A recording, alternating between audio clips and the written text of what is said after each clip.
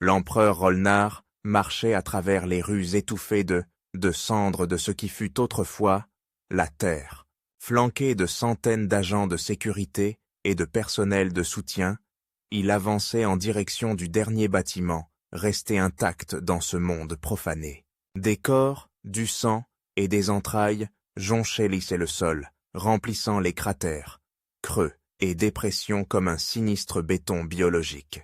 La mort était omniprésente sur ce monde autrefois puissant, et pourtant, l'histoire de sa chute est un récit que le reste de la galaxie préfère ignorer.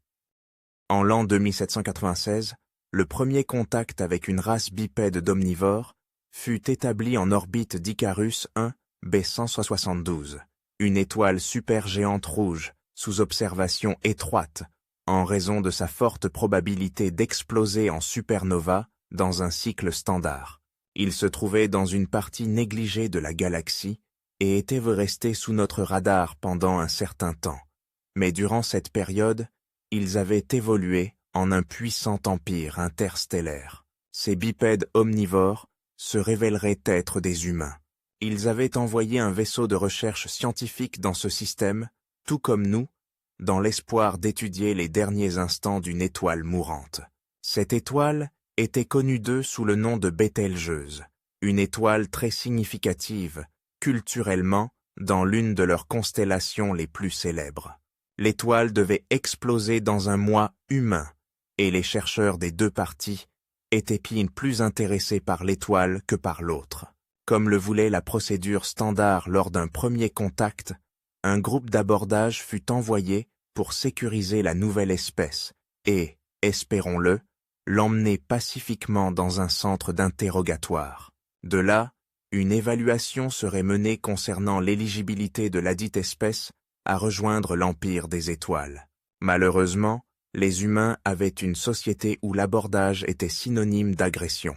Ils réagirent de la même manière, tuant plus de la moitié du détachement envoyé pour les sécuriser. 57 humains furent tués, et plus de 568 soldats de choc impériaux périrent lors de l'abordage. De telles pertes horribles n'étaient mandées qu'un prélude à ce qui allait suivre. En 10 minutes, les hostilités éclatèrent, tous les vaisseaux impériaux furent détruits, et tous sauf un vaisseau humain furent anéantis. Le vaisseau humain restant, le Royal Flame, commença à fouiller les débris des vaisseaux impériaux, et ce qu'ils trouvèrent, c'est là le destin de quintillions d'êtres.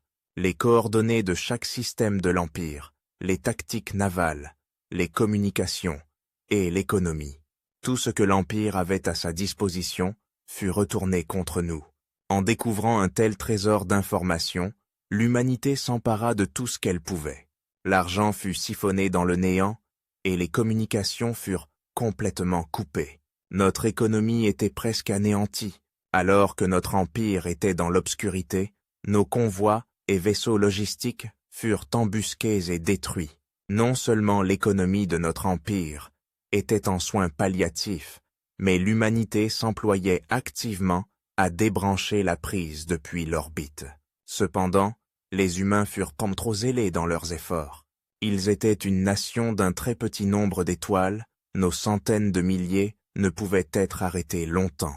Nos flottes reprirent l'initiative et les purgèrent, station par station, monde par monde, étoile par étoile. La guerre était perdue pour les humains.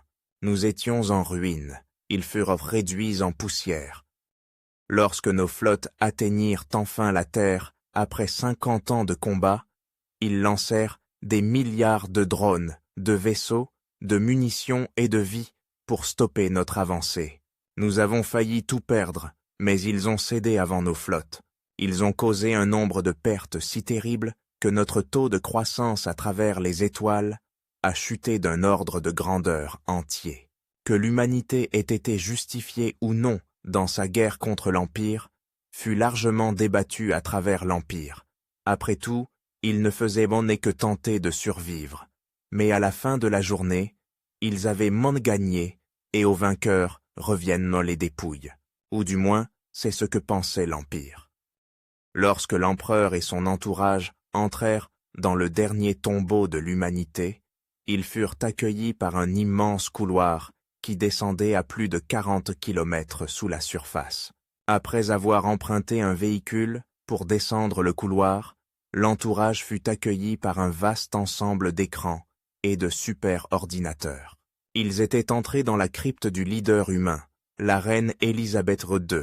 Les écrans affichaient tous l'image d'une femme âgée, se tenant devant une grande tour horloge. Elle accueillit l'entourage avec un sourire et dit « Bienvenue dans la section souterraine du palais de Buckingham. J'espère que les aménagements vous conviennent. » L'empereur était stupéfait.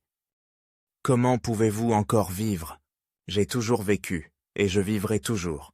Cet ordinateur ne contient qu'une parcelle de ma conscience collective. Peut-être devrions-nous voyager jusqu'à votre palais pour prendre le thé. » Du thé? Le monde entier sembla trembler et prendre vie. D'énormes moteurs et propulseurs se mirent en marche et se dévoilèrent. En quelques minutes, la planète entière entra en vitesse supraluminique. L'empereur paniqua et commença à fuir le bunker souterrain, atteignant la surface juste à temps pour que la Terre revienne à la réalité. Le smog avait complètement disparu, remplacé par une belle vue d'Empyrion, le système trône de l'Empire. Empyrus, l'étoile du système, était assombrie par un anneau gigantesque qui l'enveloppait. À la surface vivaient plus de 1 quadrillion d'êtres. La simple présence de la gravité terrestre exerçait une pression énorme sur la structure, et les forces de sécurité étaient déjà en route. Des moniteurs et haut-parleurs commencèrent à émerger du sol vitrifié. Ce palais est agréable, mais pas satisfaisant pour une reine. Des rénovations sont nécessaires. L'empereur était confus, il murmura. Réservation? C'est alors que les pièces de son esprit s'emboîtèrent et qu'il parvint à une réalisation choquante.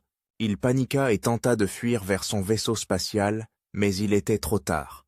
Les moteurs massifs de la planète tournaient à plein régime en direction de l'anneau. Même avant l'impact, l'anneau se plia sous la force colossale de la gravité terrestre bien avant la collision. Il se brisa en milliards de morceaux dans une glorieuse volée d'explosions. Comme une vitre brisée par un missile guidé, la destruction fut totale. Lorsque le premier impact se produisit, les ordinateurs contenant la conscience de la reine et de tous les autres sur Terre décollèrent, satisfaits d'avoir obtenu leur revanche. L'anneau et tous ceux qui s'y trouvaient, ainsi que l'empereur et son entourage, furent détruits. La victoire humaine fut absolue. L'humanité semblait avoir tout perdu, mais en réalité, elle s'était simplement rendue faible pour protéger son véritable secret. Des vaisseaux Arche avaient ensemencé toute la galaxie inhabitée, et l'économie et la capacité industrielle humaine ne faisaient mais que croître. Toute la force de l'Empire était négligeable comparée au savoir humain acquis dans les premiers mois de la guerre. Il faudrait encore 1000 ans avant que la poussière ne retombe, l'humanité et l'Empire reposant dans une paix turbulente. Durant ces 1000 ans, d'innombrables empereurs se succédèrent, mais la reine demeura. Une seule chose pouvait être apprise de ce fait insensé, le soleil ne se couche jamais vraiment sur l'Empire humain.